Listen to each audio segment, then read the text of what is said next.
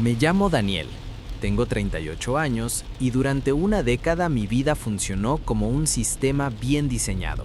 No perfecto, pero estable.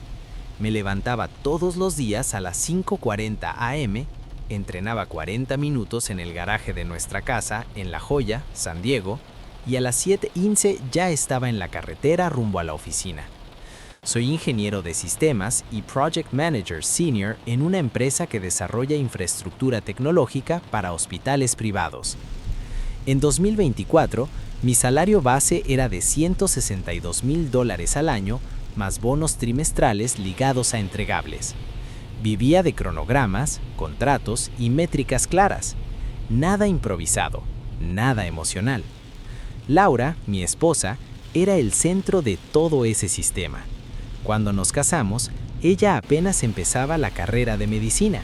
Tenía 25 años, una sonrisa tranquila y una convicción absoluta de que sería doctora.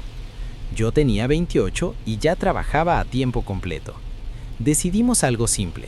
Yo sostendría la casa mientras ella estudiaba. 8 años. 8 años de matrículas que superaban los $48,000 anuales, alquileres, seguros médicos, un Toyota Camry 2019 a su nombre, tarjetas de crédito que yo pagaba sin mirar 2 veces. Nunca lo vi como un sacrificio, lo veía como una inversión compartida. En público, Laura era agradecida. Siempre decía frases como, sin Daniel, esto no habría sido posible. En privado, hablábamos del futuro con una precisión casi quirúrgica. Una vez que terminara la residencia, compraríamos una casa más grande, yo reduciría mis horas, viajaríamos, todo estaba planificado. El 17 de marzo de 2025, un lunes, Laura recibió oficialmente su licencia médica estatal. Lo celebramos en un restaurante italiano en Little Italy. Recuerdo el olor a vino tinto, el ruido metálico de los cubiertos y cómo ella no dejó de mirar su teléfono durante la cena. Pensé que eran mensajes de felicitación. No pregunté, nunca fui invasivo. Al día siguiente, martes 18 de marzo, llegué a casa a las 6:10 p.m. Ella estaba sentada en la mesa del comedor. No había comida, no había música, solo una carpeta azul perfectamente alineada con el borde de la mesa. Su postura era recta, profesional, como si ya estuviera en una consulta. «Tenemos que hablar», dijo.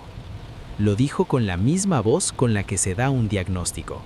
Dentro de la carpeta había documentos impresos, solicitud de divorcio, ya preparada, fecha, firmas, todo. Su abogado había sido eficiente. Laura no levantó la voz. Me explicó que había cambiado, que necesitaba otra vida, que nuestro matrimonio pertenecía a una etapa que ya había terminado. Me pidió que firmara para que todo fuera civilizado. Incluso tuvo el detalle de decirme que no quería hacerme daño. Mientras hablaba, mi mente no entró en pánico. Se enfrió. Empecé a observar detalles. El orden de los papeles, el tipo de letra del despacho legal, la fecha de preparación del documento. 3 semanas antes incluso de recibir su licencia. Eso fue lo primero que anoté mentalmente. Leí las demandas con calma.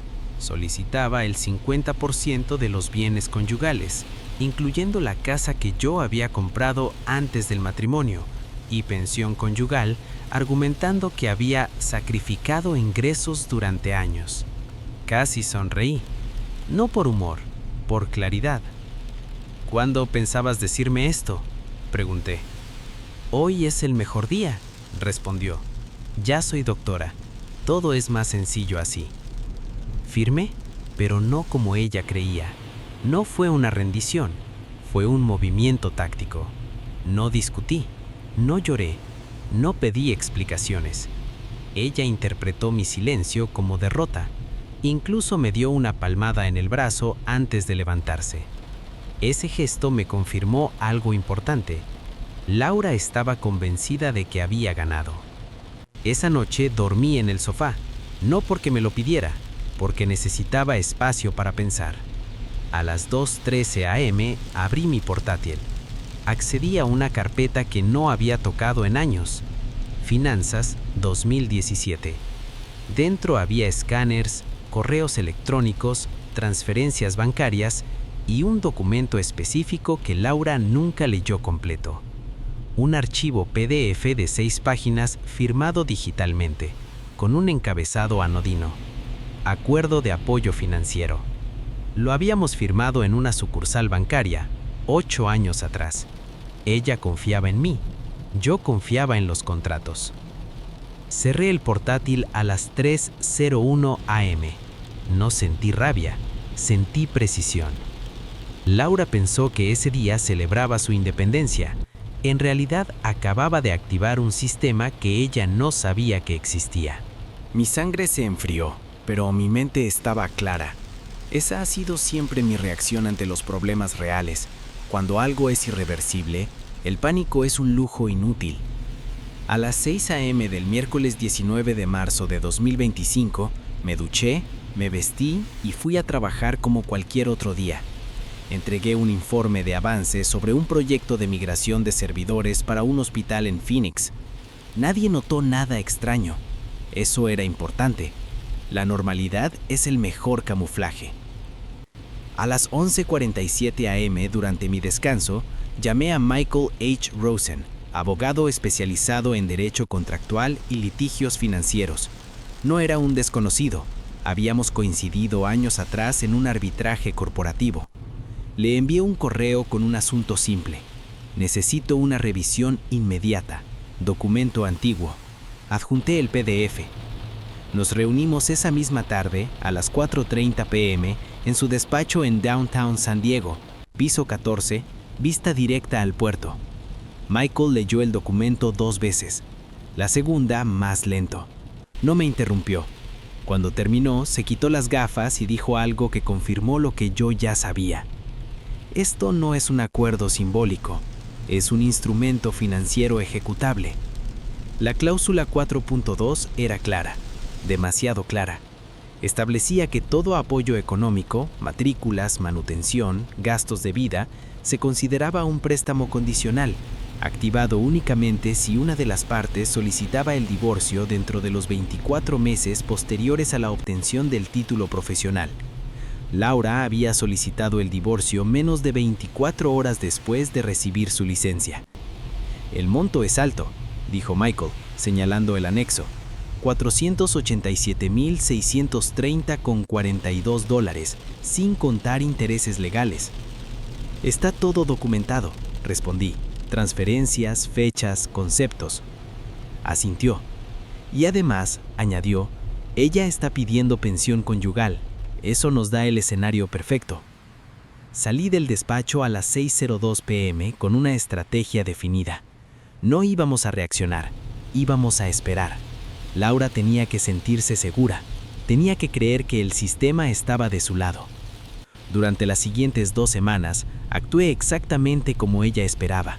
Respondí mensajes con educación, acepté dividir cuentas menores, incluso accedí a mudarme temporalmente a un apartamento en Mission Valley, un lugar funcional, sin carácter. Le di espacio, le di silencio. Laura confundió mi distancia con resignación. Mientras tanto, cada noche, de 9 p.m. a 11:30 p.m., trabajé en la preparación. Organicé los archivos en una estructura impecable. Carpeta 01, matrículas, facturas universitarias, 2017-2024. Carpeta 02, manutención, transferencias mensuales, extractos bancarios. Carpeta 03, vehículo, pagos del Camry, seguro, mantenimiento. Carpeta 04, correos electrónicos. Frases clave, cuando sea doctora, te lo devolveré. Nada emocional, todo verificable. Michael y yo tuvimos una segunda reunión el 2 de abril a las 10 a.m. Revisamos la estrategia procesal. Laura había presentado su solicitud de pensión conyugal basándose en la narrativa clásica: esposa estudiante, esposo proveedor, sacrificio compartido. Exactamente el ángulo que necesitábamos. No presentaremos nada todavía, dijo Michael. Dejaremos que su abogado exponga todo. que se comprometan con esa historia. Asentí. La trampa requería paciencia. El 15 de abril, Laura me llamó por primera vez desde que me había ido del domicilio. Su tono era confiado, incluso ligero. Mi abogado dice que esto será rápido, comentó. Si cooperas, no será desagradable. Me alegra escuchar eso, respondí. No quiero conflictos. Colgué y anoté la hora exacta de la llamada, 6:18 p.m. Guardé el registro. No por necesidad legal, por disciplina. La audiencia preliminar quedó fijada para el 6 de mayo de 2025 a las 9 a.m. en el Tribunal Superior del Condado de San Diego, Sala 3B. Laura estaría allí con su abogado, yo con el mío. Público mínimo, procedimiento estándar. En apariencia, un trámite más. Los días previos, Laura publicó fotos en redes sociales. Bata blanca, estetoscopio nuevo, comentarios de felicitación. Nadie hablaba de divorcio, nadie hablaba de deudas. Ella estaba en la cima de su narrativa personal.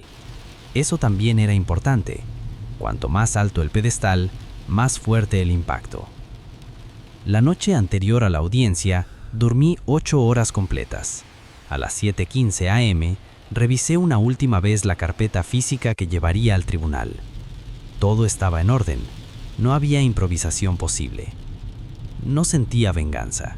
Sentía alineación. Laura creía que yo había firmado por debilidad. En realidad, había firmado para fijar una fecha, un punto exacto en el tiempo donde todas las variables convergerían. Y cuando eso ocurriera, no levantaría la voz, solo dejaría que los documentos hablaran. El 6 de mayo de 2025, llegué al Tribunal Superior del Condado de San Diego a las 8:22 a.m. El edificio olía a desinfectante barato y café recalentado. Ese olor siempre me ha parecido honesto. Aquí nadie finge comodidad. Los bancos de madera estaban fríos, incluso con el clima templado de la mañana. Me senté en la tercera fila, lado izquierdo. Michael llegó 2 minutos después, puntual como siempre, con una carpeta negra delgada. No intercambiamos palabras innecesarias. Ya todo estaba dicho. Laura entró a las 8:41 a.m. La reconocí antes de verla, el sonido seco de tacones caros sobre el suelo de mármol. Vestía un traje gris claro perfectamente ajustado, cabello recogido, maquillaje discreto. Parecía exactamente lo que quería ser, una profesional exitosa. Su abogado caminaba medio paso delante de ella, seguro, relajado. Laura no me miró, no lo necesitaba. En su mente yo ya era una variable resuelta. A las 9:03 a.m., la jueza Marianne K. Holloway tomó asiento. Mujer de unos 50 años, voz firme, mirada cansada. Leyó el expediente durante menos de 1 minuto antes de iniciar. Procedimiento estándar, sin dramatismos.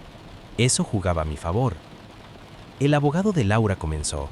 Su discurso fue pulido, casi automático.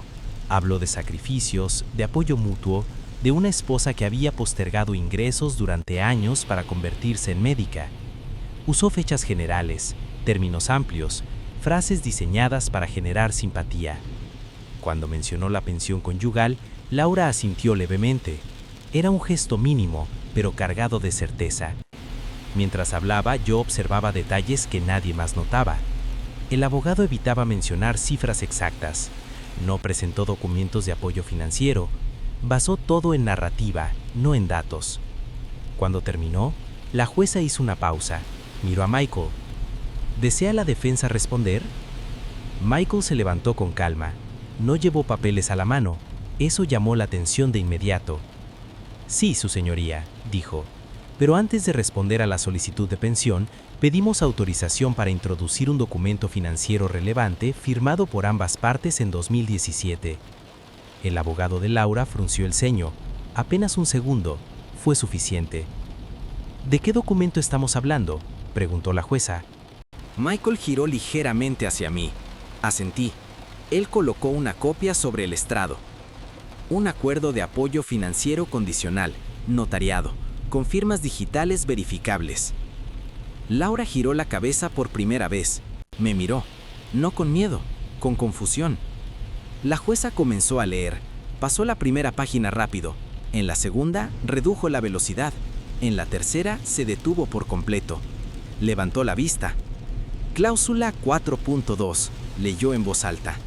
En caso de que cualquiera de las partes solicite el divorcio dentro de los 24 meses posteriores a la obtención del título profesional financiado, el total del apoyo económico será considerado préstamo exigible. El silencio en la sala fue inmediato, no incómodo, denso. ¿Está diciendo, preguntó la jueza, que todo el apoyo económico fue estructurado como préstamo real? Michael no respondió. Yo lo hice. Sí, su señoría. Cada pago está documentado. Cada transferencia tiene concepto y fecha. El monto total asciende a $487,630.42. El abogado de Laura se levantó de golpe. Objeción. Mi clienta nunca fue informada de que esto funcionaba como un préstamo real. Michael respondió antes de que la jueza interviniera. El documento fue firmado en presencia de un notario estatal el 14 de agosto de 2017 a las 10:16 a.m. en una sucursal de Bank of America, Mission Bay. Incluye iniciales en cada página. La jueza levantó la mano. Silencio. Laura estaba pálida, no lloraba, no hablaba. Su seguridad se había evaporado en menos de 30 segundos. Señora Holloway, dijo Michael, además de negar la pensión conyugal solicitada, solicitamos el reembolso íntegro del préstamo más intereses legales, dado que la solicitud de divorcio fue presentada el 18 de marzo de 2025, menos de 24 horas después de que la demandante recibiera su licencia médica oficial. La jueza apoyó los codos sobre el estrado, me miró directamente. ¿Usted firmó este documento con la intención de ejecutarlo? Sí, su señoría. Exactamente con esa intención. Laura finalmente habló. Su voz era más baja de lo que jamás la había escuchado. Daniel, esto no era así. Tú dijiste que era solo un trámite. La miré, no con odio, con precisión. Dije que era un acuerdo financiero, y lo es. El abogado de Laura intentó recomponerse. Su señoría, incluso si el documento es válido, el monto es excesivo. Mi clienta no tiene capacidad inmediata de pago. Michael sonrió por primera vez. Eso no es correcto. La demandante firmó un contrato laboral el 1 de abril de 2025 con Scripps Health, salario anual de $312,000, bono de firma de $50,000, copia del cual también está incluida. La jueza cerró los ojos un segundo, luego los abrió. Necesito un receso inmediato. Golpeó el mazo. Durante esos 10 minutos nadie habló. Laura no me miró.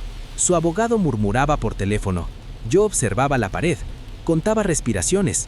Todo seguía el modelo previsto. Al regresar, la jueza fue directa. Se niega la solicitud de pensión conyugal. Se reconoce la validez ejecutable del acuerdo financiero. Se ordena iniciar procedimiento de reembolso. Laura soltó el aire como si le hubieran quitado el suelo bajo los pies. Este tribunal no es un escenario para celebraciones personales, es para consecuencias legales.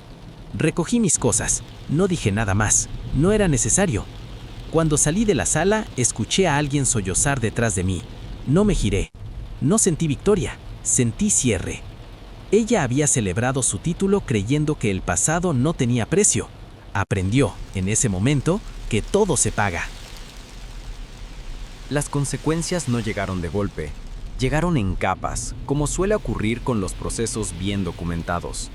El 12 de junio de 2025, el tribunal emitió la orden formal de ejecución del reembolso. A Laura se le concedió un plazo de 90 días para presentar un plan de pago viable o enfrentar embargos automáticos sobre ingresos futuros. Su abogado intentó renegociar, sin éxito. El documento no dejaba espacio para interpretaciones creativas. El primer pago llegó el 3 de julio, exactamente a las 9:14 a.m. $15,000, transferidos desde una cuenta recién abierta a su nombre. No sentí satisfacción al ver la notificación bancaria, solo confirmé que el sistema funcionaba. Durante los meses siguientes, el impacto se volvió visible. Laura tuvo que vender el Toyota Camry 2019 para cubrir gastos inmediatos. Canceló el contrato de alquiler de su apartamento nuevo después de solo 4 meses. Su nuevo comienzo se había vuelto matemáticamente incómodo. En septiembre, su hospital ajustó su contrato. No la despidieron. No hubo escándalo público, solo un cambio silencioso. Reducción de bonos, cláusulas de retención más estrictas, supervisión financiera interna. Las instituciones no castigan emociones, castigan riesgos, y Laura se había convertido en uno. Yo cerré la venta de la casa en La Joya en octubre. La compré antes del matrimonio. Legalmente siempre fue mía. Me mudé a Seattle. Acepté una posición como director de programas técnicos en una empresa de infraestructura de datos clínicos. $198,000 anuales, horario flexible, vista al agua. Un entorno limpio, predecible, exactamente lo que necesitaba. No bloqueé a Laura, no fue necesario. El último mensaje que recibí de ella llegó el 22 de noviembre a las 11:03 p.m. No pedía perdón. Preguntaba si había alguna forma de pausar los pagos. No respondí. Los contratos no dialogan, se ejecutan. Hoy mi vida es más pequeña, menos ruido, menos planes compartidos, pero es coherente. Aprendí que el amor sin estructura es una deuda invisible y que la confianza, sin documentación, es solo una apuesta emocional. No planeé vengarme, planeé protegerme. Y cuando alguien confunde tu silencio con debilidad, lo más efectivo no es levantar la voz, es dejar que el papel firmado hable por ti.